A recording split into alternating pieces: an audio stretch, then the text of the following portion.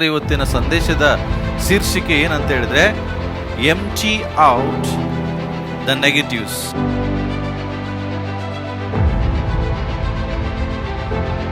Ephesians 4:27 that don't give place to devil. It means don't give place to guilt.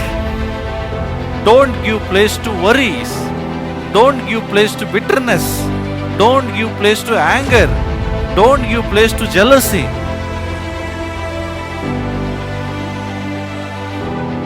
ಏನಂದ್ರೆ full ಮನಸ್ಸಿನ ಒಳಗಡೆ ನಕಾರಾತ್ಮಕ ಸಂಗತಿ ಇಟ್ಕೊಂಡಿರ್ತೀರ.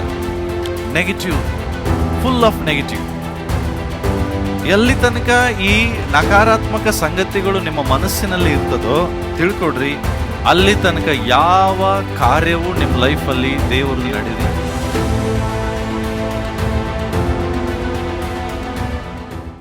ಓಕೆ, ವಾಕ್ಯಕ್ಕೆ ಬರೋಣ.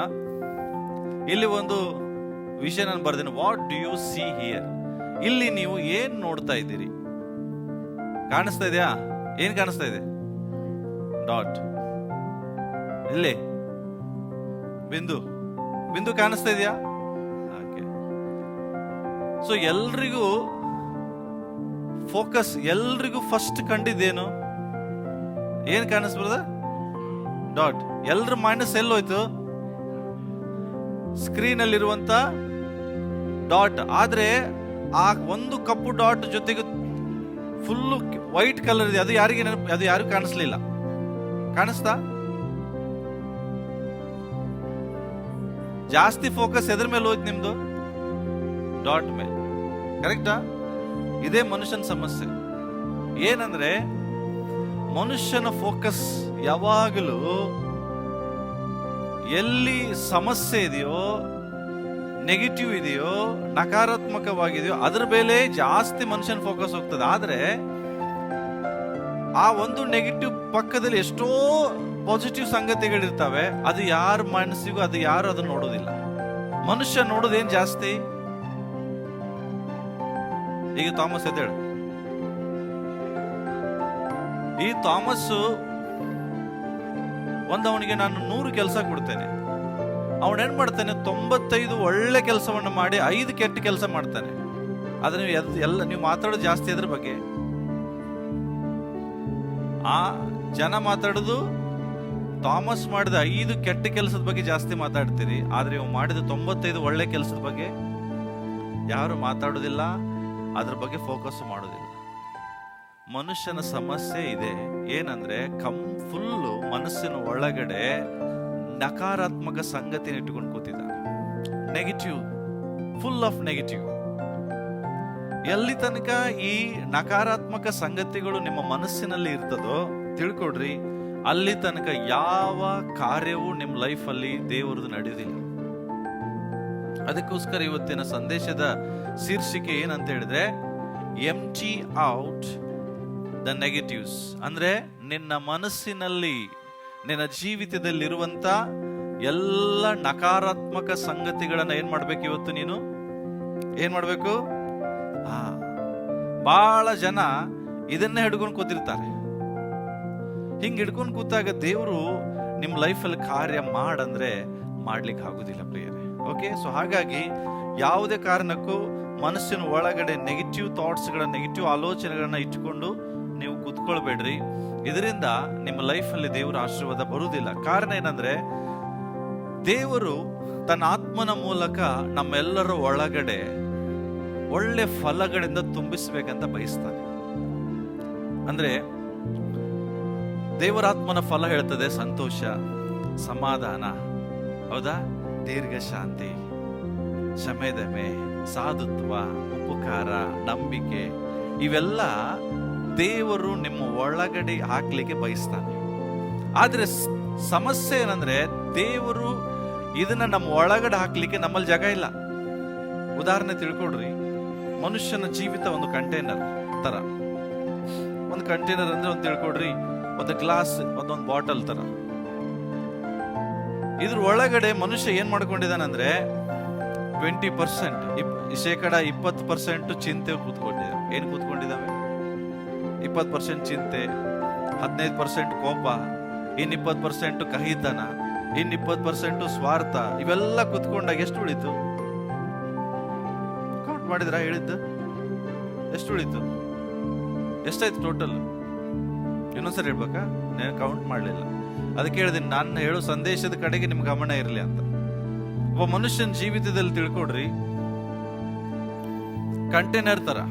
ಆ ಕಂಟೈನರ್ ಒಳಗಡೆ ಮನುಷ್ಯ 20% ಕೋಪನ ಇಟ್ಕೊಂಡಿದ್ದಾನೆ, 15% ಚಿಂತೆ ಇಟ್ಕೊಂಡಿದ್ದಾನೆ, ಇನ್ನೊಂದು 20% ಕಹಿತನವನ್ನ ಇಟ್ಕೊಂಡಿದ್ದಾನೆ. ಓಕೆ, ಇನ್ನೊಂದು 10% ಸ್ವಾರ್ಥ ಇಟ್ಕೊಂಡಿದ್ದಾನೆ. ಎಷ್ಟಾಯ್ತು? ಹೌದಾ? ಎಷ್ಟು ಉಳಿತು? ನಿನ್ನ ಜೀವಿತದ 100ರಲ್ಲಿ ಕೇವಲ 30% ಅಷ್ಟೇ ಒಳ್ಳೇದಿಟ್ಟುಕೊಂಡು ಉಳಿದಿದೆ 70% ಏನಿದೆ? ನೆಗೆಟಿವ್ ಇದೆ. ಹಿಂಗಿದ್ದಾಗ ನಿನ್ನ ಜೀವಿತ ಪಾಸಿಟಿವ್ ಆಗಿರ್ತದ? ಒಳ್ಳೇದಾಗಿರ್ತದ? ಮಾತಾಡ್ರಿ. ಇವತ್ತು ಸಮಸ್ಯೆ, ಜನರು ಯಾಕೆ ಲೈಫ್ ಅನ್ನು ಎಂಜಾಯ್ ಮಾಡ್ತಾ ಇಲ್ಲ ಗೊತ್ತಾ? ಯಾಕೆಂದ್ರೆ ನಿನ್ನ ಕಂಟೈನರ್ 70% ನೆಗೆಟಿವ್ ಇಂದ ತುಂಬಿಕೊಂಡಿದೆ. ಕೇವಲ 30% ಮಾತ್ರ ಒಳ್ಳೆತನ ತುಂಬಿಕೊಂಡಾಗ ನಿನ್ನ ಲೈಫ್ ನೀ ಹೆಂಗೆ ಎಂಜಾಯ್ ಮಾಡಕ್ಕಾಗ್ತದೆ? ಇವತ್ತು ನಿಮ್ಮ ಲೈಫ್ ಅನ್ನು ನೀವು ಎಂಜಾಯ್ ಮಾಡಬೇಕಾದ್ರೆ ನಿನ್ನ ಲೈಫ್ ಎಂಬ ಕಂಟೈನರ್ ಅಲ್ಲಿ 100ಕ್ಕೆ 100ರಷ್ಟು ಒಳ್ಳೇದು ತುಂಬಿರ್ಬೇಕು. ಪ್ರೀತಿ, ಸಂತೋಷ, ಸಮಾಧಾನ ಇವು ತುಂಬಿಕೊಂಡ್ರೆ ನಿನ್ನಷ್ಟು ಎಂಜಾಯ್ ಮಾಡುವಂತ ಮನುಷ್ಯ ಈ ಲೋಕದಾಗ ಯಾರು ಇರೋದಿಲ್ಲ. ಆದ್ರೆ ಜನರಿಗೆ ಸಂತೋಷ ಪಡ್ಲಿಕ್ಕೆ ಆಗ್ತಿಲ್ಲ, ಸುಖದಿಂದ ಇರ್ಲಿಕ್ಕೆ ಆಗ್ತಿಲ್ಲ. ಅವ್ರು ಏನ್ ತಿಳ್ಕೊಂಡಾರೆ? ಹಣ ಇದ್ರೆ ಸುಖ ಅಂತ ತಿಳ್ಕೊಂಡ್ರೆ. ಅವರಷ್ಟು ಮೂರ್ಖರು ಯಾರು ಇಲ್ಲ. ಹಣ ಇದ್ರೆ ಸುಖ. ಹಣದಿಂದ ಸುಖ ಪಡ್ಕೊಳಕ್ ಆಗ್ತದ? ಸಂತೋಷ ಪಡ್ಕೊಳಕ್ ಆಗ್ತದ? ಮಾತಾಡ್ರಿ. ಯಾವ ಮನುಷ್ಯನ ಒಳಗಡೆ ದೇವರಾತ್ಮನ 9 ಫಲ ಇರ್ತದೋ ಅವನಷ್ಟು ಸಂತೋಷ ಪಡುವಂತ, ಸಮಾಧಾನ ಪಡುವಂತ, ಅವನಷ್ಟು ಸುಖ ಹೊಂದುವಂತ ವ್ಯಕ್ತಿ ಲೋಕದಾಗ ಯಾರು ಇರೋದಿಲ್ಲ. ಆದ್ರೆ ಸಮಸ್ಯೆ ಏನು? ನಮ್ಮ ಲೈಫ್ 70% ಎದರಿಂದ ತುಂಬಲ್ಪಟ್ಟಿದೆ ಪ್ರಿಯರೇ? ಎದರಿಂದ ತುಂಬಲ್ಪಟ್ಟಿದೆ? Full of negatives. Okay, bible ತೆಗೆಯೋಣ ಎಲ್ರು. ಎಫೆಷಿಯನ್ಸ್ 4:27. ಸಾಕು, ಹೇಳ್ರಿ ಎಲ್ರು, ಹೇಳ್ರಿ. ಇಂಗ್ಲಿಷ್ ಬೈಬಲ್ ಹೇಳ್ತದೆ, don't give place to devil. ಸೈತಾನನಿಗೆ ಏನ್ ಕೊಡ್ಬೇಡ್ರಿ. ಏನಿದು ಸೈತಾನ? ಹಾಗಾದ್ರೆ ಏನ್ ಪಾಸ್ಟ್ ಇದು ಅರ್ಥ? ಸೈತಾನಿಗೆ ಅವಕಾಶ ಕೊಡ್ಬೇಡ್ರಿ. ನಾನು ಹೇಳ್ತಾ ಇಲ್ಲ, ದೇವರ ವಾಕ್ಯ ಹೇಳ್ತದೆ. ದೇವರು ನಿನ್ನ ಜೀವಿತವನ್ನ ಬಹಳ ಸುಂದರವಾಗಿ ದೇವರು ಸೃಷ್ಟಿ ಮಾಡಿದ್ದಾರೆ. ನಿನ್ನನ್ನು ದೇವರು ಸೃಷ್ಟಿ ಮಾಡುವಾಗ ದೇವರು ಹೇಳಿದ್ರು ಒಳ್ಳೇದು. ಏನು? ದೇವರು ಮನುಷ್ಯನ ಸೃಷ್ಟಿ ಮಾಡಿದಾಗ ದೇವರು ಒಳ್ಳೇದಂತ ನೋಡಿದ್ರು ಹೊರತು ಕೆಟ್ಟದಂತ ನೋಡ್ಲಿಲ್ಲ. ಹಾಗಾದ್ರೆ ಮನುಷ್ಯನಲ್ಲಿ ಕೆಟ್ಟದ್ದು ಬರುವುದು ಯಾವಾಗ ಅಂದ್ರೆ ಸೈತಾನನಿಗೆ ಅವಕಾಶ ಕೊಡುವಾಗ. ನೀನು ಒಳ್ಳೆಯವನ, ನೀನ್ ಚೆನ್ನಾಗಿರ್ಬೇಕು, ನೀನು ಸಮಾಧಾನದಲ್ಲಿರ್ಬೇಕು, ಸಂತೋಷದಲ್ಲಿರ್ಬೇಕು, ನೀನು ಸುಖದಲ್ಲಿರ್ಬೇಕು, ಸಮೃದ್ಧಿಯಲ್ಲಿ ಇರ್ಬೇಕಂತಲೇ ದೇವರು ನಿನ್ನನ್ನು ನನ್ನ ಸೃಷ್ಟಿ ಮಾಡಿದ್ರು. ಅದಕ್ಕೆ ಸ್ವಾಮಿ ಯೋಹನ್ ಬರೆದ ಸುವಾರ್ತೆ 10ನೇ ಹೇಳ್ತಾರೆ, ನಾನು ಬಂದಿದ್ದೆ ನಿಮಗೆ ಜೀವ ಕೊಡೋದಕ್ಕಾಗಿ, ಆ ಜೀವ ಸಮೃದ್ಧಿಯಾಗಿರುವುದಕ್ಕಾಗಿ, ಆ ಜೀವ ಸಂತೋಷದಿಂದ ತುಂಬಿರ್ಲಿ ಅಂತ, ಅದು ಸಮಾಧಾನದಿಂದ ತುಂಬಿರ್ಲಿ ಅಂತ ಹೇಳಿ. ಬಟ್ ಇವತ್ತು ಮನುಷ್ಯನ ಜೀವಿತದಲ್ಲಿ ಅದು ಯಾವುದೂ ಇಲ್ಲ.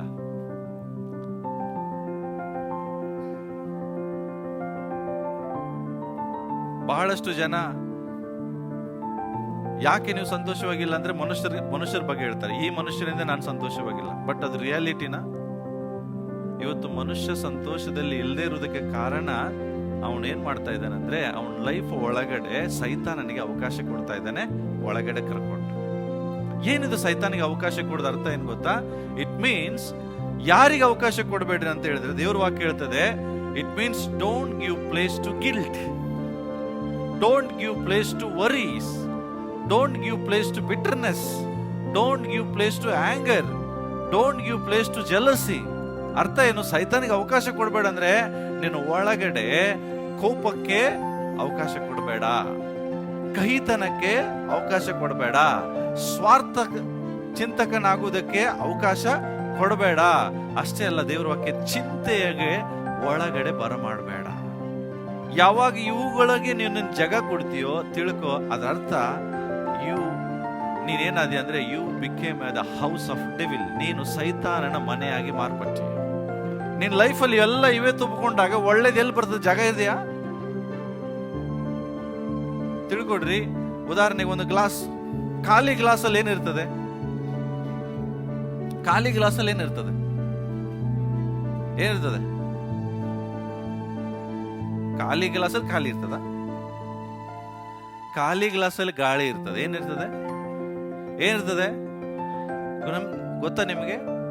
ಖಾಲಿ ಗ್ಲಾಸ್ನ ಇಡ್ರಿ, ಅದ್ರ ಒಳಗಡೆ ಗಾಳಿ ಎಷ್ಟೇ ಇರ್ತದೆ.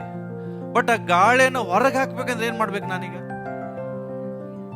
ಗಾಳಿಯನ್ನು ಹೊರಗೆ ಹಾಕ್ಬೇಕಂದ್ರೆ ಗ್ಲಾಸಲ್ಲಿ ನೀರು ಹಾಕಿದ್ರೆ ಏನಾಯ್ತು? ಅರ್ಥ ಆಯ್ತಾ? ಸೊ ಇವು ಎಲ್ಲ ಗಾಳಿ ತರ ಒಳಗಡೆ ಕೂತ್ಕೊಂಡ್ರೆ ಈಗ ನೀನ್ ಅದನ್ನ ಏನ್ ಮಾಡ್ಬೇಕು? ಏನ್ ಮಾಡ್ಬೇಕ್ರಿ? ಹೇಳ್ರಿ, ಎಲ್ರು ಹೇಳ್ರಿ. ಏನ್ ಹೊರಗೆ ಹಾಕ್ಬೇಕು? ಗಾಳಿ ಹೊರಗೆ ಹಾಕ್ಬೇಡ್ರಿ. ಎಲ್ರು ಹೇಳ್ರಿ, ಪಕ್ಕದವ್ರಿಗೆ ಹೇಳ್ರಿ, ಏನ್ ಹೊರಗೆ ಹಾಕ್ಬೇಕು? ಕಹಿತನವನ್ನ ಹೊರಗೆ ಹಾಕು. ಪಕ್ಕದವ್ರಿಗೆ ಹೇಳ್ರಿ, ಸ್ವಾರ್ಥವನ್ನ ಹೊರಗೆ ಹಾಕು, ಕೋಪವನ್ನ ಹೊರಗೆ ಹಾಕು, ಚಿಂತೆಯನ್ನ ಹೊರಗೆ ಹಾಕು. ಓಕೆ, ಇವು ಎಲ್ಲವನ್ನು ನೀನು ಒಳಗಡೆ ಇಟ್ಕೊಂಡು, ದೇವ್ರೇ ನನ್ ಯಾಕೆ ಸಂತೋಷ ಇಲ್ಲ, ದೇವ್ರೆ ನನ್ನ ಜೀವಿತದಲ್ಲಿ ಯಾಕೆ ನೆಮ್ಮದಿ ಇಲ್ಲ, ಅವರು ಎಷ್ಟು ಚೆನ್ನಾಗಿದ್ದಾರೆ, ನಾನ್ಯಾಕೆ ಹಿಂಗಿದ್ದೀನಿ ಅಲ್ಲೋ. ದೇವ್ರು ಹೇಳ್ತಾರೆ, ಮೊದಲು ಇದನ್ನ ಹೊರಗೆ ಹಾಕಪ್ಪ. ಇದನ್ನ ಹೊರಗೆ ಹಾಕಿದ್ರೆ ನೀನು ಚೆನ್ನಾಗಿರ್ತೀಯ. ಇದನ್ನ ಹೊರಗೆ ಹಾಕಿದ್ರೆ ನೀನು ಸುಖವಾಗಿ ಇರ್ತೀಯ. ಬಟ್ ಸಮಸ್ಯೆ ಏನ್ ನಿಮ್ದು? ಇದನ್ನ ಇಟ್ಟುಕೊಂಡು ದೇವರಿಗೆ ಪ್ರಶ್ನೆ ಮಾಡ್ತೀರಿ, ದೇವ್ರೆ ನನ್ನ ಜೀವಿತದಲ್ಲಿ ಯಾಕೆ ಸುಖ ಇಲ್ಲ? ದೇವ್ರು ಹೇಳ್ತಾರೆ, 80% ಇದನ್ನೇ ಇಟ್ಕೊಂಡ್ರೆ ನಾನು ಎಲ್ಲಿಂದ ಹಾಕಲಪ್ಪ? ತಿಳ್ಕೊಡ್ರಿ. ಡಾಕ್ಟರ್ ಆಪರೇಷನ್ ಮಾಡ್ತಾರೆ ನೋಡ್ರಿ. ಆಪರೇಷನ್ ಮಾಡೋದು ಯಾರಿಗಾದ್ರು? ನಿಮ್ ರಿಲೇಟಿವ್ಸ್ ಆಪರೇಷನ್ ಆಯ್ತಾ? ಆಗಿದೆಯಾ?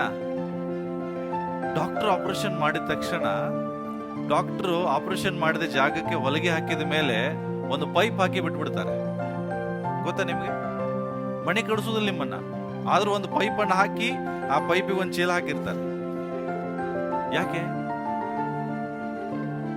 ಡಾಕ್ಟರ್ಗೆ ಗೊತ್ತಿದೆ ಈ ವೇಸ್ಟೇಜ್ ಏನಾರು ಮತ್ತೆ ಒಳಗಡೆನೆ ಇದ್ರೆ ಈ ಮನುಷ್ಯನ ಮತ್ತೆ ರೋಗ ಬರ್ತದೆ ಅಂತ.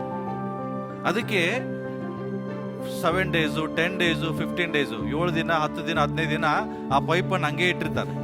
ಕೆಲವು ಸರಿ ಪೈಪ್ ಇಟ್ಕೊಂಡು ಮನೆ ಕಳಿಸ್ತಾರೆ ಬೇಗ ಡಿಸ್ಚಾರ್ಜ್ ಆಗ್ಬೇಕಂದ್ರೆ. ಯಾಕೆ? ನಿನ್ನ ಶರೀರದಲ್ಲಿರುವಂತ ಎಲ್ಲ ಟಾಕ್ಸಿಕ್, ಎಲ್ಲ ವಿಷಕಾರಿ ಅಂಶಗಳು ಎಲ್ಲ ಏನಾಗ್ಬೇಕು? ಅದು ಹೊರಗಡೆ ಬರ್ಬೇಕು. ಯಾಕೆಂದ್ರೆ ಅದು ಒಳಗಡೆ ಇದ್ರೆ ನಿನಗೇನು ಉಂಟಾಗ್ತದೆ? ಏನ್ ಬರ್ತದೆ ನಿನಗೆ ಒಳಗಡೆ ಇದ್ರೆ? ರೋಗ. ಡಾಕ್ಟರ್ಗೆ ಗೊತ್ತಿದೆ ಒಳಗಡೆ ಇರಬಾರ್ದಂತ. ನಾನು ಒಬ್ಬರ ಬಗ್ಗೆ ಸ್ಟಡಿ ಮಾಡುವಾಗ ನಿನ್ನೆ, ಓಕೆ, ಡಾಕ್ಟರ್ ಕ್ಯಾರೋಲಿನ್ ಲೀಫ್ ಅಂತ, ಇವಳು ಅಮೆರಿಕದ ಡಾಕ್ಟರ್. ಇವಳು ನ್ಯೂರೋಸೈನ್ಸ್ ಸರ್ಜನ್. ಇವಳು ನ್ಯೂರೋಸೈನ್ಸ್ ಅನ್ನ ಸ್ಟಡಿ ಮಾಡ್ತಾ ಇದ್ದಾಳೆ. 1985ರಲ್ಲಿ ಇವಳು ಸ್ಟಡಿ ಮಾಡಿ ಒಂದು ಸ್ಟೇಟ್ಮೆಂಟ್ ಕೊಡ್ತಾಳೆ. ಏನಂದ್ರೆ 87% of illness plaguing people today, they are directly result of negative thought life. 87% ರೋಗಗಳು ಮನುಷ್ಯನ ಒಳಗಡೆ ಬರಲಿಕ್ಕೆ ಕಾರಣ ಅವನ ಜೀವಿತದಲ್ಲಿರುವ ನಕಾರಾತ್ಮಕ ಆಲೋಚನೆ, ನೆಗೆಟಿವ್ ಥಾಟ್ಸ್, ನೆಗೆಟಿವ್ ಆಲೋಚನೆಗಳ ಜೀವಿತವನ್ನು ಇಟ್ಟುಕೊಂಡಿದ್ರಿಂದ 87% ಮನುಷ್ಯ ರೋಗಕ್ಕೆ ಒಳಗಾಗ್ತಾನಂತೆ. ಅವರೊಂದು ರಿಸರ್ಚ್ ಅಲ್ಲಿ ಏನ್ ಮಾಡಿದಾರೆ ಅಂದ್ರೆ, her research indicates that toxic emotions ಅಂದ್ರೆ ವಿಷಕಾರಿಯಾದ ಭಾವನೆಗಳು, ಆಂಗರ್ ವಿಷಕಾರಿ ಭಾವನೆ, ಜಲಸಿ ಅಂದ್ರೆ ಕೋಪ ವಿಷಕಾರಿಯಾದಂತ ಒಂದು ಭಾವನೆ, ಓಕೆ, ಕಹಿತನ ಇದು ಒಂಥರ ವಿಷಕಾರಿಯಾದಂತ ನಿನ್ನ ಒಳಗಡೆ ಇರುವಂತ ಭಾವನೆಗಳು, ಸ್ವಾರ್ಥ ನಿನ್ನ ಒಳ್ಳಿರುವಂತ ವಿಷಕಾರಿಯಾದ ಭಾವನೆಗಳು. ಈ toxic emotions can cause migraines, they can cause hypertension, they can cause strokes and cancer and skin problem. ಅವಳು ಹೇಳುದೇನು? ಮನುಷ್ಯನಲ್ಲಿರುವಂತ ಕಹಿಯಾದ ಭಾವನೆಗಳಿಂದ ಆ ಮನುಷ್ಯನಿಗೆ ಏನೆಲ್ಲ ರೋಗಗಳು ಬರ್ತಾವಂದ್ರೆ ಮೈಗ್ರೇನ್ ಆಗ್ತದೆ, ಹೈಪರ್ ಟೆನ್ಷನ್ ಆಗ್ತದೆ, ಸ್ಟ್ರೋಕ್ ಆಗ್ತದೆ, ಕ್ಯಾನ್ಸರ್ ಆಗತ್ತೆ, ಚರ್ಮದ ಕಾಯಿಲೆ ಆಗ್ತದೆ. ಎದರಿಂದ ಬರ್ತದಂತ ಇವೆಲ್ಲ ಕಾಯಿಲೆ? ಇವತ್ತು ಮನುಷ್ಯ ಇದಕ್ಕೋಸ್ಕರ ಟ್ಯಾಬ್ಲೆಟ್ಸ್ ತಿಂತಾ ಇದ್ದಾನೆ, ಬಟ್ ಇದು ರೂಟ್ ಕಾಸ್ ಅನ್ನ ಕಂಡುಹಿಡಿತಾ ಇಲ್ಲ. ಅರ್ಥ ಆಗ್ತದೆ ನಾನು ಹೇಳಿದ ನಿಮಗೆ? ಇವತ್ತು ಮನುಷ್ಯನಿಗೆ ಸ್ಕಿನ್ ಪ್ರಾಬ್ಲಮ್ ಬಂದ ತಕ್ಷಣ ಯಾರ ಕಡೆ ಹೋಗ್ತಾನೆ? ಅವನು ಸ್ಕಿನ್ ಸ್ಪೆಷಲಿಸ್ಟ್ ಕಡೆ ಹೋಗ್ತಾನೆ. ಹೌದಾ? ಹೌದಾ? ಮಾತಾಡ್ರಿ. ನಿಜವಾಗಿ ನಿನ್ ಚರ್ಮದ ಸಮಸ್ಯೆ ಬಂದಿದೆ ಅದರಿಂದ ಡಾಕ್ಟರಿಂದ ನೀನ್ ಎಷ್ಟೇ ಗುಳಿಗೆ ತಿಂದ್ರು ಅದಕ್ಕೆ ಗುಣ ಆಗುವುದಿಲ್ಲ. ಬಟ್ ರೂಟ್ ಕಾಸ್ ಎಲ್ಲಿದೆ? ಏನು? ನಿನ್ನ ಜೀವಿತದಲ್ಲಿರುವಂತ ಎಲ್ಲ ವಿಷಕಾರಿಯಾದಂತ ಸಂಗತಿಗಳು, ವಿಷದ ಭಾವನೆಗಳು, ಇವುಗಳನ್ನ ನೀನು ಇಟ್ಕೊಂಡ್ರೆ ಯಾವ ಕೆಲಸನ ಆಗುದಿಲ್ಲ. ಮತ್ತೆ ಇನ್ನೊಂದು ಹೇಳ್ತಾಳೆ, ಮನುಷ್ಯನ ಜೀವಿತದಲ್ಲಿ ಎಲ್ಲಕ್ಕಿಂತ ದೊಡ್ಡ ಸಮಸ್ಯೆ ಏನಂದ್ರೆ ಭಯ. Her study indicates that fear triggers ಅಂದ್ರೆ ನಮ್ಮನ್ನು ನಡೆಸ್ತದೆ. ಎಲ್ಲಿಗೆ ಅಂದ್ರೆ more than 1400 known physical and chemical responses and activates more than 30 different hormones. ನಿನ್ನ ಒಳಗಡೆ ಭಯ ಪಡುವಂತ ವ್ಯಕ್ತಿಗೆ 1400 ಫಿಸಿಕಲ್ ಅಂಡ್ ಕೆಮಿಕಲ್ ರೆಸ್ಪಾನ್ಸ್ ಅಂದ್ರೆ ಒಳಗಡೆ ರಿಯಾಕ್ಷನ್ಗಳು ಸ್ಟಾರ್ಟ್ ಆಗ್ತದಂತೆ. 1400 ರಿಯಾಕ್ಷನ್ಗಳು. ಅವು ನಿನಗೆ ಬೇಡ ಆಗಿರುವಂತ 30 ಡಿಫ್ರೆಂಟ್ ಹಾರ್ಮೋನ್ಸ್ಗಳನ್ನ ಪ್ರಾಬ್ಲಮ್ ಕೊಡ್ತವೆ, ಸಮಸ್ಯೆ ಮಾಡ್ತವೆ. ಅವಾಗ ಮನುಷ್ಯನಿಗೆ ಹಾರ್ಮೋನ್ ಇಂಬ್ಯಾಲೆನ್ಸ್ಗಳಾಗ್ಲಿಕ್ಕೆ ಸ್ಟಾರ್ಟ್ ಆಗ್ತದೆ. ಅಂದ್ರೆ ಇದೆಲ್ಲ ನಾನು ಯಾಕೆ ನಿಮಗೆ, ನಾವು ಡಾಕ್ಟರ್ ಆಗಿ ನಿಮಗೆ ಇದನ್ನೆಲ್ಲ ಹೇಳ್ತಾ ಇಲ್ಲ. ನಮ್ಮ ಸಮಸ್ಯೆಗೆ ಕಾರಣ ಯಾರಂತ ಹೇಳ್ತಾ ಇದ್ದೆ. ನಮ್ಮ ಲೈಫಲ್ಲಿ ಬರುವಂತ ಪ್ರಾಬ್ಲಮ್ಸ್ಗಳಿಗೆ ಕಾರಣರು ಯಾರು ಅಂತ ಹೇಳ್ತಾ ಇದ್ದೇನೆ. ನಾವು ಬಹಳ ಸಾರಿ ದೇವ್ರ ಮೇಲೆ ಬ್ಲೇಮ್ ಮಾಡ್ತೇವೆ. ದೇವ್ರು ಹಿಂಗ್ ಮಾಡ್ದ, ದೇವ್ರ ಹಂಗ್ ಮಾಡ. ದೇವ್ರು ಯಾವಾಗ ಮಾಡಲ್ಲ ರೀ. ದೇವ್ರು ಯಾವಾಗಲೂ ನಿನ್ನ ಬಗ್ಗೆ ಒಳ್ಳೆದನ್ನೇ ಬಯಸ್ತಾನೆ. ನೀನು ಒಳ್ಳೆಯವರಾಗಬೇಕಂತ ದೇವ್ರಿಗೆ ಇಷ್ಟ. ನಿನ್ನ ಜೀವಿತದಲ್ಲಿ ಯಾವಾಗಲೂ ಒಳ್ಳೆ ಕಾರ್ಯಗಳನ್ನು ಮಾಡ್ಬೇಕಂತ ದೇವ್ರಿಗೆ ಇಷ್ಟ. ಅದ್ರ ಸಮಸ್ಯೆ ಏನಂದ್ರೆ ನಾವು ದೇವರಿಗೆ ಬಿಟ್ಟು ಕೊಡ್ತಾ ಇಲ್ಲ. ದೇವ್ರು ಹೇಳೋದು ಒಂದೇ, ಎವ್ರಿ ಡೇ ಮಾರ್ನಿಂಗ್ ನೀನು ಎದ್ದೇಳುವಾಗ ಎಲ್ಲ ಕಹಿಯಾದ ಅಂಶಗಳನ್ನು ಹೊರಗಡೆ ಹಾಕು. ಫಸ್ಟ್ ಅವ್ರು ಇಚ್ಕೊಂಡು ನಿನ್ನ ದಿನವನ್ನು ಪ್ರಾರಂಭಿಸಬೇಡ. ಕಹಿಯಾದ ಸಂಗತಿಗಳು ನಿನ್ನ ಒಳಗಡೆ ಇಟ್ಕೊಂಡು ಕ್ಷಮಿಸದೇ ಇರುವಂಥದ್ದು ಎಲ್ಲಕ್ಕಿಂತ ದೊಡ್ಡ ಕಹಿತ ಅಂದ್ರೆ ನಿನ್ನಲ್ಲಿರುವಂತ ಟಾಕ್ಸಿಕ್ ವಿಷ. ಎಲ್ಲಕ್ಕಿಂತ ದೊಡ್ಡ ವಿಷಯ ಇನ್ನೊಬ್ಬರನ್ನ ಕ್ಷಮಿಸದೇ ಇರುವಂಥದ್ದು. ಕ್ಷಮಿಸದೇ ಇರುವಾಗ ಮನುಷ್ಯನ ಎಲುಬುಗಳು ಸವಿದೋಗ್ತಾವಂತೆ. ಎಲುಬುಗಳು ಸವಿಲಿಕ್ಕೆ ಕಾರಣ ಅಕ್ಷಮಾಪಣೆಯ ಹೃದಯ. ಅದಕ್ಕೋಸ್ಕರ ಬೋನ್ ಕ್ಯಾನ್ಸರ್ಗಳು ಮನುಷ್ಯನಿಗೆ ಬರ್ತದೆ. The root cause for bone cancer. So ಅದಕ್ಕೋಸ್ಕರ ಪ್ರಿಯ ನಾನು ಇದು ಹೇಳ್ತಾ ಇದ್ದೇನೆ. ಸೊ ದೇವರು ಬಯಸುವುದೇನಂದ್ರೆ ನಿಮ್ ಲೈಫಲ್ಲಿ ನಾನು ಎಲ್ಲವನ್ನ ಒಳ್ಳೆದನ್ನೇ ಮಾಡ್ಬೇಕು. ಓಕೆ, ಜ್ಞಾನೋಕ್ತಿ 14:30 ಓದೋಣ ಬೇಗ.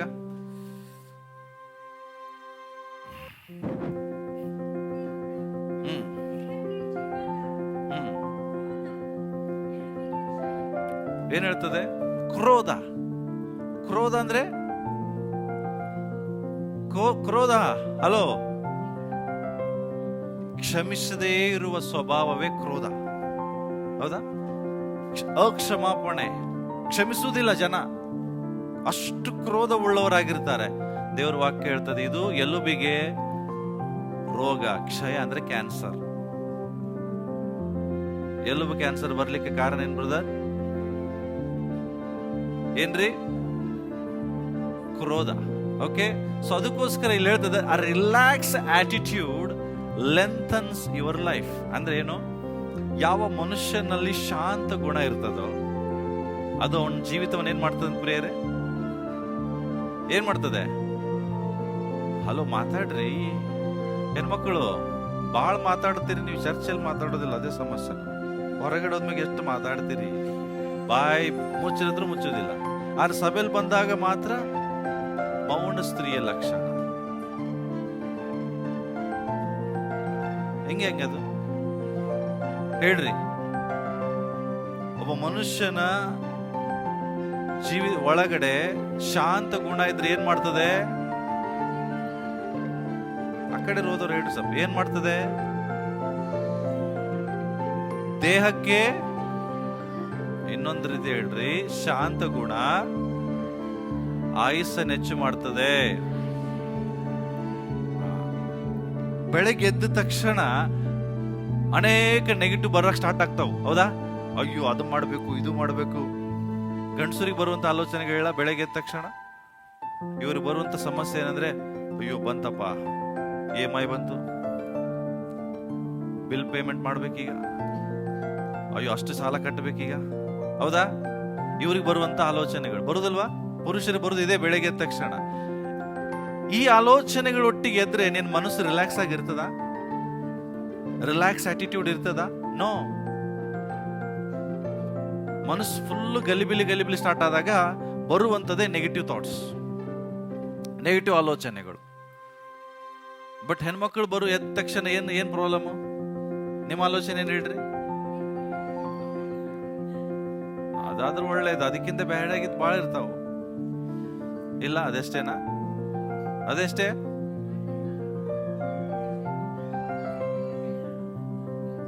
ಇದಿಷ್ಟೇನಾ ನಿಮ್ದು ಆಲೋಚನೆ?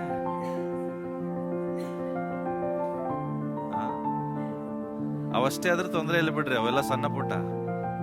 ಆದ್ರೆ ಬ್ಯಾಡ್ ಆಗಿದ್ದೆಲ್ಲ ಥಾಟ್ಸ್ ಬರಕ್ ಸ್ಟಾರ್ಟ್ ಆಗ್ತದೆ, ಹೌದಾ? ಅವ್ರು ಹಂಗೆ ಮಾಡಿದ್ರೆ ನಂಗೆ, ಇವ್ರು ಹಿಂಗೆ ಮಾಡಿದ್ರೆ ಅವ್ರನ್ನ ಬಿಡಬಾರ್ದು, ಅವ್ರಿಗೆ ಹಿಂಗ್ ಮಾಡ್ಬೇಕು, ಹಂಗ್ ಮಾಡ್ಬೇಕು. ನಾನು ಹೇಳ್ತೇನೆ ನೋಡ್ರಿ, very dangerous, very dangerous. C, ನಾನು ಇಲ್ಲಿ ಬರೆದಿದ್ದೆ ನೋಡ್ರಿ, ಏನ್ ಗೊತ್ತಾ? ನಿಮ್ ಲೈಫಲ್ಲಿ ಇನ್ಫೆಕ್ಷನ್ಗಳು ಯಾವುವು? ಇವೆಲ್ಲ ಇನ್ಫೆಕ್ಷನ್ಗಳು ಗೊತ್ತಾಗ್ತಿಲ್ಲ. ಬೆಳಗ್ಗೆ ಎದ್ದ ತಕ್ಷಣ ಈ ಎಲ್ಲ ಇನ್ಫೆಕ್ಷನ್ಗಳನ್ನು ಒಳಗಡೆ ತಗೊಳ್ತಾ ಇದ್ದೀರಿ. ಯಾರಾದ್ರೂ ವ್ಯಕ್ತಿ ಬೆಳಗ್ಗೆ ಎದ್ದ ತಕ್ಷಣ ನಿಮ್ ಮುಖದ ಮುಂದೆ ಬರ್ತಾನೆ. ಯಾರು? ನಿಮಗೆ ಯಾರು ಬಹಳ ಹರ್ಟ್ ಮಾಡಿದಾರೆ ಅವರೇ ಬರ್ತಾರೆ ನಿಮ್ ಮುಂದೆ, ಹೌದಾ? ಯಾರು ಬಹಳ ಬೇಸರ ಮಾಡಿದ್ದಾರೆ ಅವರೇ ಬರ್ತಾರೆ ನಿಮ್ ಮುಂದೆ. ಅವಾಗ ಆಟೋಮೆಟಿಕ್ ಆಗಿ ಒಂದು ಇನ್ಫೆಕ್ಷನ್ ನಿಮ್ ಒಳಗಡೆ ಹೋಗ್ತದೆ. ಅದೇ ಕಹಿತನದ ಇನ್ಫೆಕ್ಷನ್, ಬಿಟರ್ನೆಸ್, ಹೌದಾ? ಆವಾಗ ಆಟೋಮೆಟಿಕ್ ಆಗಿ ಗಿಲ್ಟ್ ಬಹಳ ಜನರಿಗೆ ಕಡಿಮೆ. ಗಿಲ್ಟ್ ಅಂದ್ರೆ ಏನ್ ಗೊತ್ತಾ? ಕನ್ನಡ ಅರ್ಥ ಏನ್ ಹೇಳ್ರಿ? ಗಿಲ್ಟ್ ಪಶ್ಚಾತ್ತಾಪ ಅಲ್ಲ, ಗಿಲ್ಟಿ ಫೀಲ್ ಆಗೋದು. ಅಂದ್ರೆ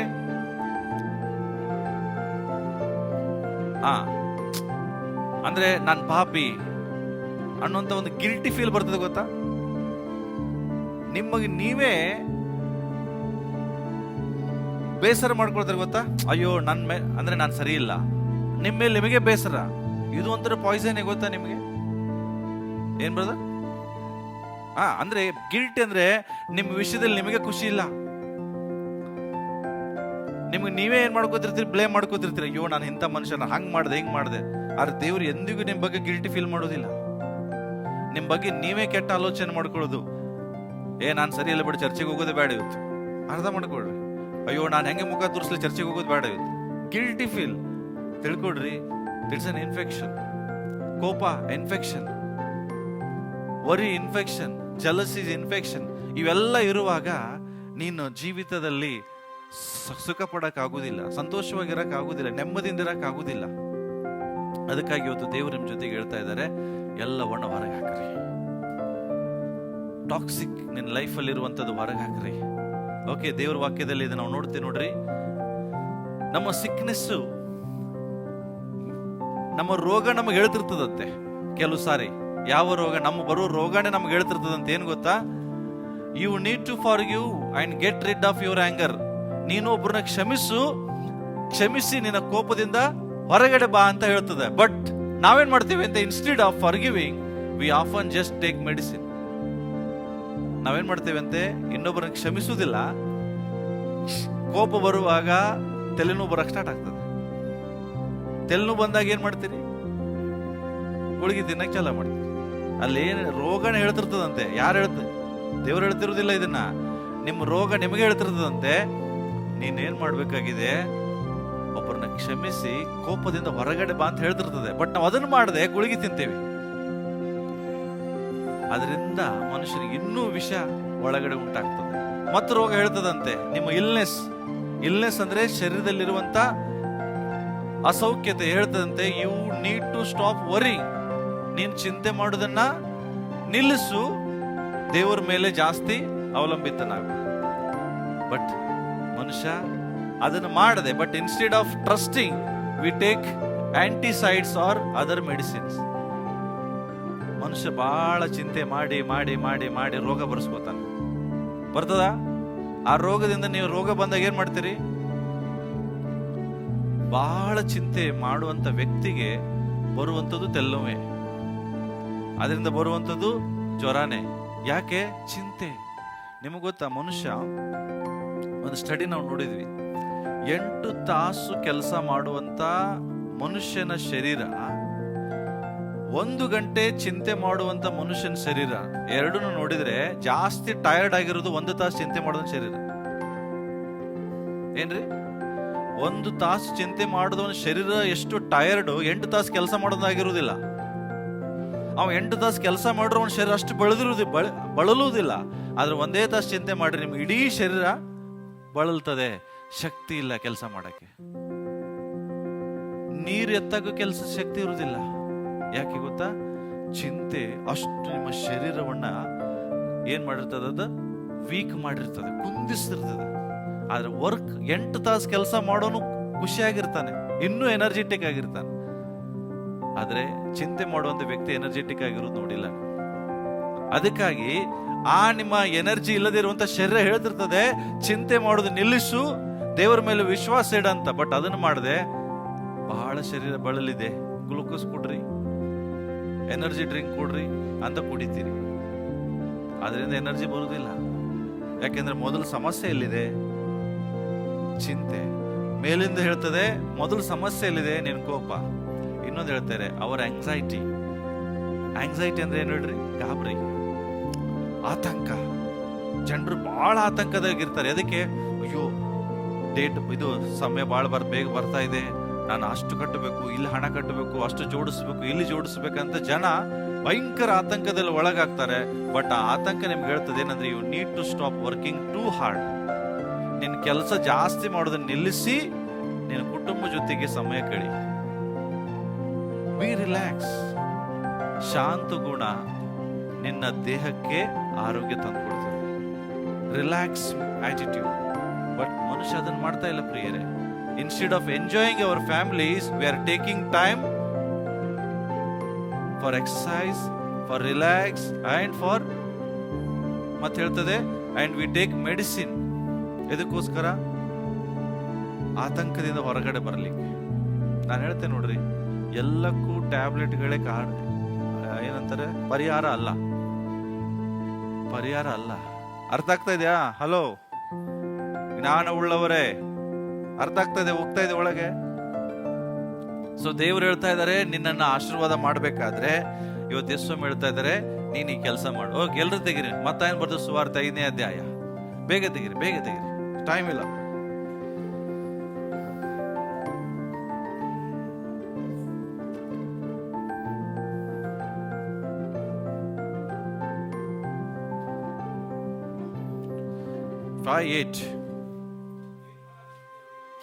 ನಿರ್ಮಲ ಚಿತ್ತರು ಧನ್ಯರು.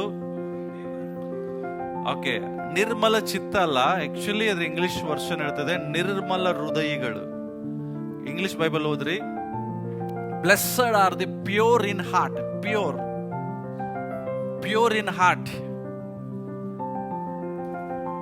ನಿರ್ಮಲ ಹೃದಯಿಗಳು ಭಾಗ್ಯವತ್ತರು. ಅವರು ಯಾರನ್ನು ನೋಡ್ತಾರೆ? ಹಲೋ, ಎಲ್ಲ ಎಲ್ಲಿದ್ದೀರಾ? ಏನದು ನಿರ್ಮಲ ಅಂದ್ರೆ ಏನು? ಇಲ್ಲಿ ಯಾರು ನಿರ್ಮಲ ಅನ್ನೋರು ಇದ್ದೀರಾ? ಯಾರು ಇದ್ದೀರಾ? ಇಲ್ಲ. ಓಕೆ, ನಿರ್ಮಲ ಅಂದ್ರೆ ಏನು? ಜೋರಾಗಿ ಹೇಳ್ರಿ, ಎಲ್ರು ಹೇಳ್ರಿ. ಶುದ್ಧ ಅಥವಾ ಸ್ವಚ್ಛ. ಓಕೆ, ಯಾವುದು ಸ್ವಚ್ಛ ಇರ್ಬೇಕಂತೆ? ನಿಮ್ ಹೃದಯ ಸ್ವಚ್ಛ ಇದೆಯಾ? ಹೃದಯ ಸ್ವಚ್ಛ ಇರೋನ್ ದೇವರನ್ನು ನೋಡ್ತಾನೆ. ದೇವರನ್ನು ನೋಡ್ಬೇಕಂದ್ರೆ ನಿನ್ನ ಹೃದಯವನ್ನು ಏನ್ ಮಾಡ್ಬೇಕು? ಹಾಗಾದ್ರೆ ಹೃದಯದಲ್ಲಿ ಏನ್ ಸ್ವಚ್ಛ ಗಲೀಜ್ ತುಂಬ್ಕೊಂಡಿದೆ ಈಗ? ಆ ಡಾಕ್ಟರ್ ಒಂದು ಪೈಪ್ ಹಾಕಿ ಹೆಂಗ್ ಬಿಡ್ತಾರಲ್ಲ, ಹಂಗೀಗ ನೀವೇನ್ ಮಾಡ್ಬೇಕೀಗ? ನಿಮ್ಮ ಹೃದಯದಲ್ಲಿರುವ ಎಲ್ಲ ಕಲ್ಮಶವನ್ನ ಏನ್ ಮಾಡ್ರಿ? ತೆಗೆರಾಕಿ. ನಿಮ್ ಹೃದಯದಲ್ಲಿ ಏನಿದೆ ನಿಮ್ಗೆ ಗೊತ್ತಿದೆಯಲ್ಲ? ಕಹಿತನ ಇಲ್ವಾ? ಹಲೋ, ಕೋಪ ಇಲ್ವಾ? ಸ್ವಾರ್ಥ ಇಲ್ವಾ? ಎಲ್ಲ ಇಟ್ಟುಕೊಂಡು ದೇವ್ರಿಗೆ ಪ್ರಶ್ನೆ ಮಾಡಿದ್ರೆ ದೇವ್ರು ಏನು ಉತ್ತರ ಕೊಡ್ತಾರ್ರಿ? ಪೈಪ್ ಹಾಕೊಂಡು ತೆಗಿ ಅಂತಾರೆ ದೇವ್ರು. ಇವೆಲ್ಲ ಇಟ್ಟುಕೊಂಡು ದೇವ್ರಿಗೆ ಹೇಳುದು, ದೇವ್ರೇ ಯಾಕೆ ಹಿಂಗ್ ಮಾಡಿದ್ವಿ, ದೇವ್ರ ಯಾಕೆ? ದೇವ್ರೆಲ್ಲ ಅವು ದೇವ್ರಿಗೆ ನಗಬೇಕು ಅಳಬೇಕು ಗೊತ್ತಾಗಲ್ಲ ನಿಮ್ಮನ್ನ ನೋಡಿ. ಎಲ್ಲ ಇಟ್ಕೊಂಡು ಕುತ್ಕೊಂಡಿರ್ತೀರಿ ಗಲೀಜ. ದೇವ್ರಿಗೆ ಹೇಳ್ತೀರಿ ಒಳ್ಳೇದನ್ನ ಮಾಡು, ಒಳ್ಳೇದನ್ನ. ಹೆಂಗೆ ಒಳ್ಳೇದ್ ಮಾಡೋದು? ಗಲೀಜ್ ತೆಗೀರಿ, ಫಸ್ಟ್ ಗಲೀಜ್ ತೆಗೀರಿ. ಹಳೆ ಬುದ್ಧಿಲಿಯಲ್ಲಿ ಹೊಸ ದ್ರಾಕ್ಷರಸ ಹಾಕ್ತಾರಾ? ಎಲ್ಲ ಹಳೇದಿಟ್ಟುಕೊಂಡು ದೇವ್ರಿಗೆ ಹೇಳುದು, ದೇವ್ರೇ ಅದ್ಭುತ ಮಾಡು, ದೇವ್ರೇ ಅದ್ಭುತ ಮಾಡು, ದೇವ್ರೇ ಆಶೀರ್ವಾದ ಮಾಡು. ನೋ, ದೇವ್ರು ಎಂದಿಗೂ ಮಾಡುವುದಿಲ್ಲ. ದೇವ್ರು ಇವತ್ತು ನಿಮ್ ಜೊತೆ ಮಾತಾಡ್ತಾ ಇದ್ದಾರೆ, ನಿನ್ನಲ್ಲಿರುವಂತ ಕಲ್ಮಶವನ್ನು ತೆಗೆದುಹಾಕು. ಎಷ್ಟು ಜನರು ಎಷ್ಟೇ ನೀವು ದೇವರ ವಾಕ್ಯ ಕೇಳಿದ್ರು ಅದು ಮತ್ತೆ ಮನೆಗೆ ಹೋದ ತಕ್ಷಣ ಅದೇ ಆಟಿಟ್ಯೂಡ್. ಒಬ್ಬರ ಬಗ್ಗೆ ಕೆಟ್ಟ ಬಯಸೋದು, ಒಬ್ಬರು ಒಳ್ಳೇದಾಗುವುದಕ್ಕೆ ಖುಷಿ ಪಡೋದಿಲ್ಲ. ಯಾರಾದ್ರೂ ಒಳ್ಳೆಯವರಾದ್ರೆ ಇವನಿಗೆ ಹೆಂಗ್ ಬಂತು, ಏನ್ ಬಂತು, ನಮಗೆ ಮಾಡೋದಿಲ್ಲ, ಅವರಿಗೆ ಮಾಡೋದಿಲ್ಲ. ಇದೇ ಹೊಲಸು ಆಲೋಚನೆಗಳು.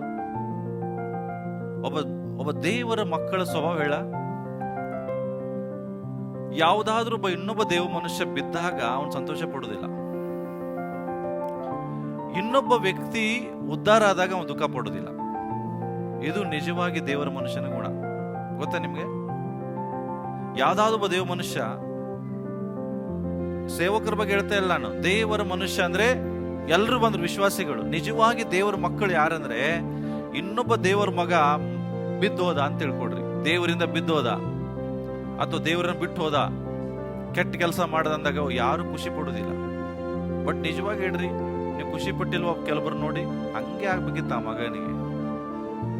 ನಾನು ಎಷ್ಟು ಹೇಳಿದೆ ಅಂದಿಲ್ವ ನೀವು? ಮನಸ್ಸಿನಾಗೂ ಒಂದೊಂದ್ಸರಿ ಯಾರನ್ನಾರು ನೋಡಿ ನಾನು ಎಷ್ಟು ಅನ್ಕೊಂಡು ಹಿಂಗ ಆಗ್ಬೇಕಿತ್ತು ಅವನಿಗೆ, ಈಗ ಬುದ್ಧಿ ಬರ್ಬೇಕು ಅವನಿಗೆ. ಹಂಗೆ ದೇವ ಮನುಷ್ಯ ಯಾವಾಗ, ಯಾಕೆ ಉದಾಹರಣೆ ಕೊಡ್ತೀನಿ ನಿಮಗೆ. ದಾವೀದನ ಬಗ್ಗೆ ಉದಾಹರಣೆ ಕೊಡ್ತೇನೆ.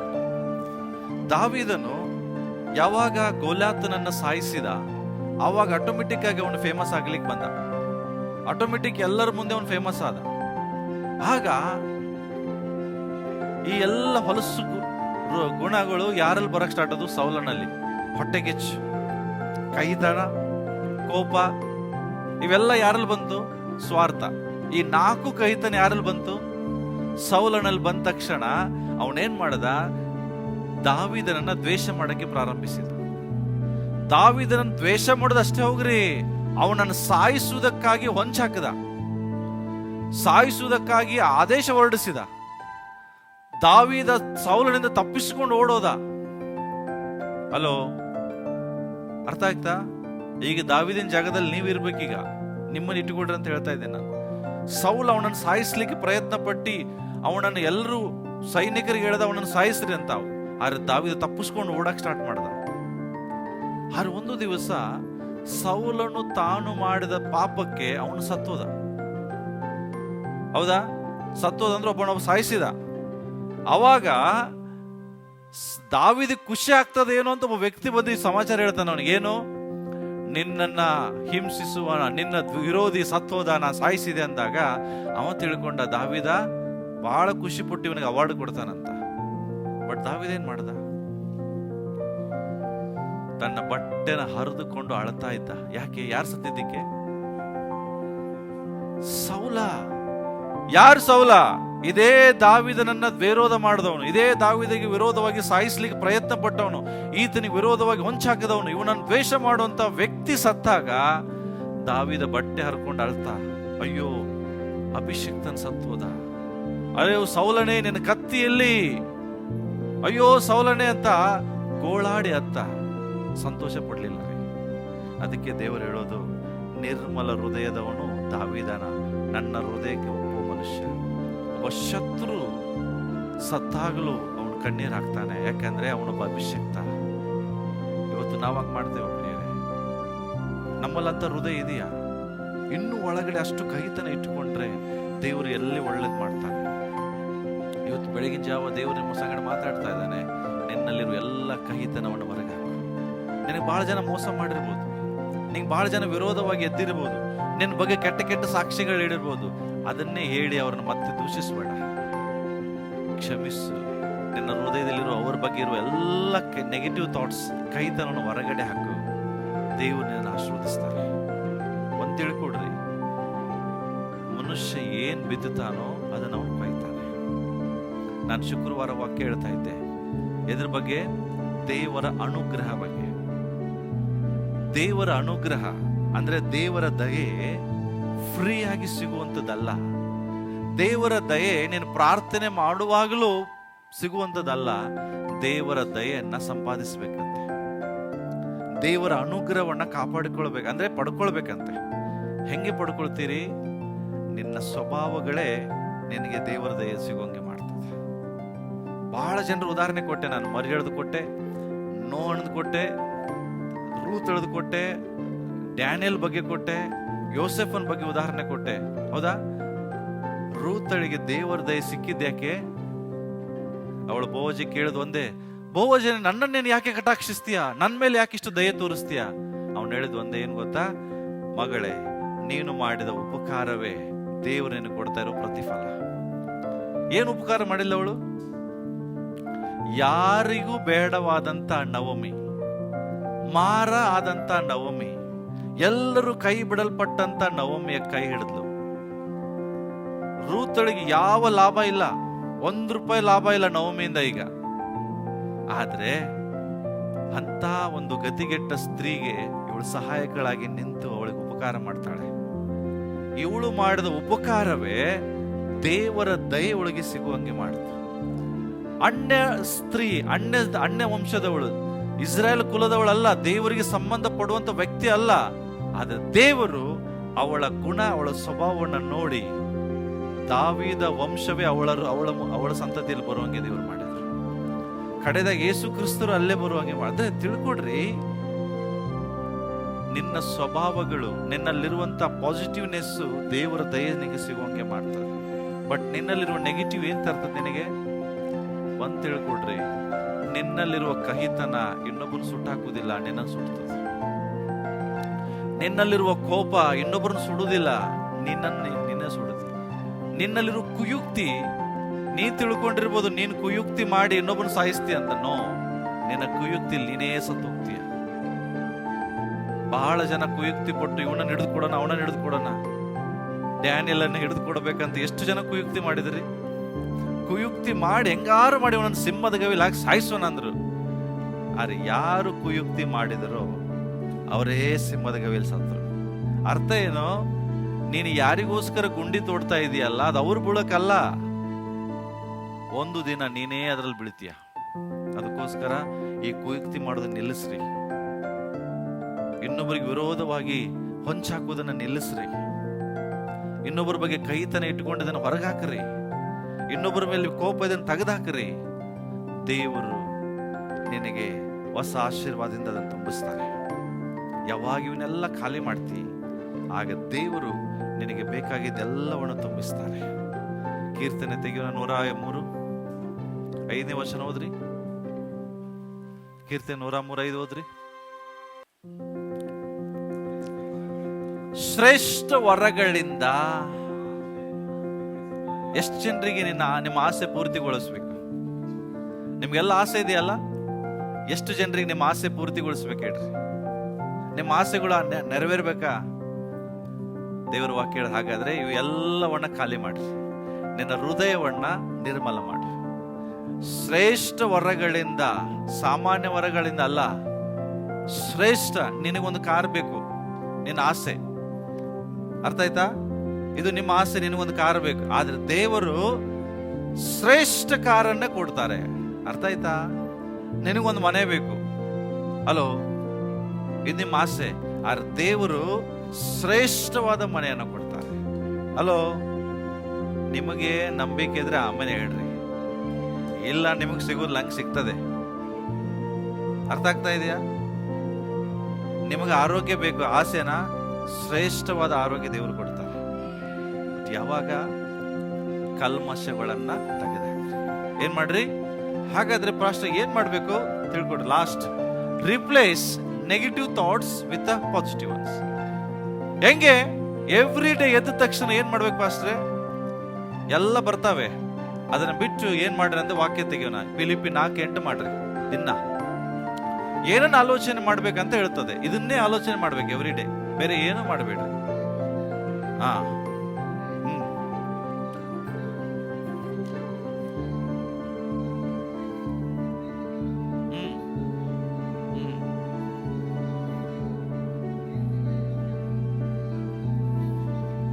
ಎಸ್, ಇಲ್ಲಿ ನೋಡ್ರಿ, ಈ ನನ್ನ ಬೈಬಲ್ ಅಲ್ಲಿ ಹೇಳ್ತದೆ, KJV, ಕಡೆಯದಾಗಿ ಸಹೋದರಿ, ಯಾವುದು ಸತ್ಯ, ಯಾವುದು ಮಾನ್ಯವು, ನ್ಯಾಯ, ಶುದ್ಧ, ಪ್ರೀತಿ, ಮನೋಹರ ಆಗಿದೆಯೋ, ಯಾವುದು ಸದ್ಗುಣವು, ಸತ್ಕಾರ್ಯವು, ಸತ್ಯಾರ್ಥವೂ ಆಗಿದೆಯೋ ಅವುಗಳಲ್ಲಿ ಮಗ್ನರಾಗಿರಿ ಅಂತ ಬರ್ತದೆ. ಮಗ್ನ ಅಂದ್ರೇನು? ಹಲೋ, ಅದರ ಬಗ್ಗೆನೇ ಆಲೋಚನೆ ಮಾಡ್ತಾನೆ ತೇಲಾಡ್ರಿ, ಬೇರೆ ಯಾವ್ದ್ರ ಬಗ್ಗೆನೂ ಥಿಂಕ್ ಮಾಡ್ಬೇಡ್ರಿ. ಪ್ರಿಯರೇ, ಬೆಳಗ್ಗೆದ್ದ ತಕ್ಷಣ ನಿನಗೆ ಬರುವಂತ ಆಲೋಚನೆಗಳನ್ನ ಟೆಸ್ಟ್ ಮಾಡಿದ್ದು ಸತ್ಯವಾದದ, ಇದು ಮಾನ್ಯವಾದದ ಆಲೋಚನೆ ನಾನು ಮಾಡ್ತಾ ಇದ್ದೇನಾ? ಒಬ್ಬರ ಬಗ್ಗೆ ಚಾಡಿ ಹೇಳೋದು ಮಾನ್ಯವಾದದ? ಒಬ್ಬರ ಬಗ್ಗೆ ಕೆಟ್ಟದಾಗಿ ರಿಪೋರ್ಟ್ ಮಾಡೋದು, ಕೆಟ್ಟ ಕಂಪ್ಲೇಂಟ್ ಕೊಡೋದು ಮಾನ್ಯವಾದದ? ಇದನ್ನ ಮಾಡಬೇಡ್ರಿ. ದೇವ್ರ ವಾಕ್ಯ ಹೇಳ್ತದೆ ಅದಲ್ಲ. ನ್ಯಾಯ, ಯಾರಿಗೂ ಅನ್ಯಾಯ ಮಾಡಬೇಡ್ರಿ, ಯಾಕೆಂದ್ರೆ ದೇವ್ರು ನಿಂಗೆ ಅನ್ಯಾಯ ಮಾಡಿಲ್ಲ. ಯಾವುದು ಶುದ್ಧವಾಗಿದೆ ಅದನ್ನು ಆಲೋಚನೆ ಮಾಡ್ರಿ, ಯಾವುದು ಪ್ರೀತಿಕರವಾಗಿದೆ ಅದನ್ನ ಆಲೋಚನೆ ಮಾಡ್ರಿ, ಯಾವುದು ಮನೋಹರವಾಗಿದೆಯೋ ಅದನ್ನ ಆಲೋಚನೆ ಮಾಡ್ರಿ. ಇಂಗ್ಲಿಷ್ ಚೆನ್ನಾಗಿ ಹೇಳ್ತದೆ ನೋಡ್ರಿ.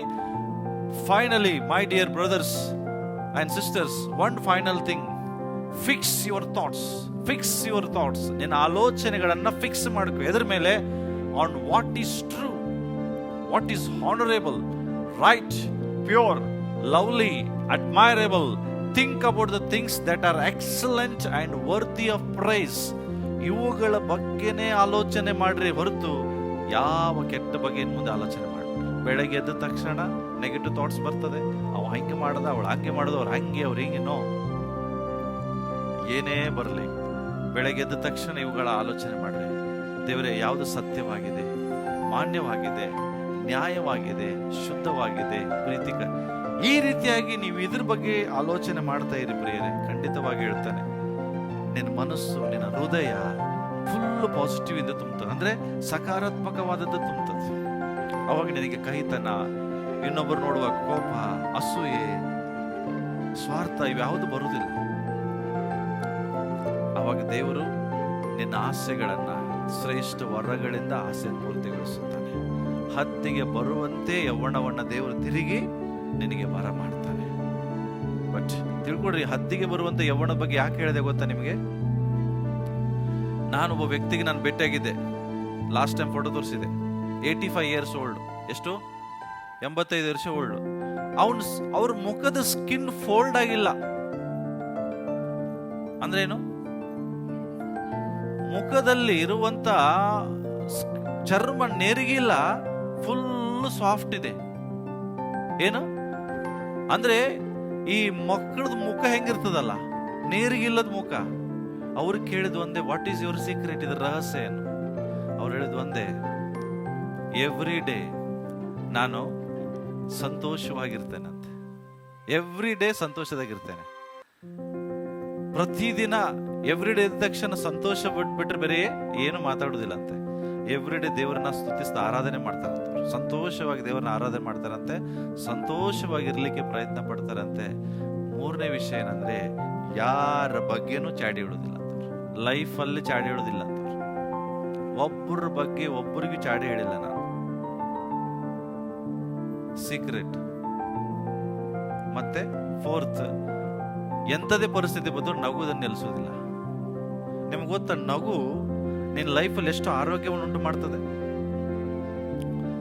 ಜನರ ಮುಖದಾಗ ನಗುನೇ ಇಲ್ಲ, ನಗಂದ್ರೂ ನಗುದಿಲ್ಲ. ತಿಳ್ಕೊಡ್ರಿ, ಇವತ್ತು ಅದಕ್ಕೆ ಅನೇಕರು ಬರೀ ಸೋಷಿಯಲ್ ಮೀಡಿಯಾದಲ್ಲಿ ನೋಡಿ ನಗ್ತಿರ್ತಾರೆ. ಬಟ್ ಆ ನಗು ರಿಯಾಲಿಟಿ ಅಲ್ಲ.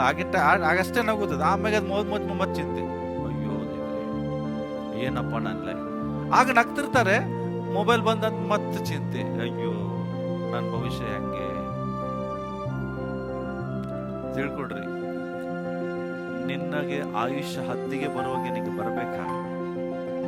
ಹಸನ್ಮುಖಿಯಾಗಿರು, ಸಂತೋಷವಾಗಿರು, ನೆಗೆಟಿವ್ ಥಾಟ್ಸ್ ಬಿಟ್ಟುಬಿಡು. ಯಾರ ಬಗ್ಗೆ ಚಾಡಿ ಹೇಳಕ್ ಹೋಗ್ಬೇಡ. ನೀನು ದೇವ್ರು, ಹಂಗೆ ಇರು, ಅಷ್ಟೇ ಇರು. ಮೂರನೇ ವ್ಯಕ್ತಿ ಬಗ್ಗೆ ಬಹಳ ಟೆನ್ಷನ್ ಮಾಡ್ಕೋಬೇಡ.